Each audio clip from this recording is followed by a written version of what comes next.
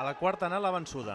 Després de perdre els 3 primers partits oficials de la temporada, el Club Natació Terrassa ha aconseguit batre el Club Natació Barcelona en el primer xoc de semifinals del playoff pel títol, disputat aquest dijous. L'equip de Dalinar s'ha imposat per 12-7 i si guanya aquest dissabte a la piscina de la Nova Escullera, passarà a la final, on probablement es trobaria l'Atleti Barceloneta.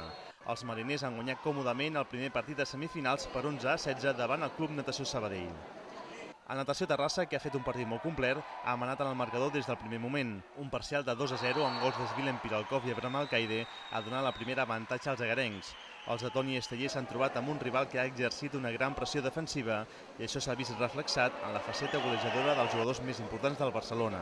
Tan sols Blai Mayarac, amb 3 dienes, ha mantingut el seu idili amb el gol. L'australià Rachel Campbell tan sols n'ha marcat un i Quico Perrone no n'ha fet cap. A més, s'ha de destacar l'actuació del porter local Ivan Strujic, que amb les seves aturades ha evitat que els barcelonins s'apropessin més al marcador.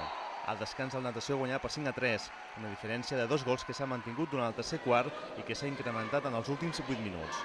I és que un parcial de 3-0 amb dianes d'Òscar Aguilar, Jordi Pérez i Piralkov ha deixat sentenciat el partit. Aquest dissabte, a partir de la 1 de la tarda, hi haurà el segon partit de l'eliminatòria.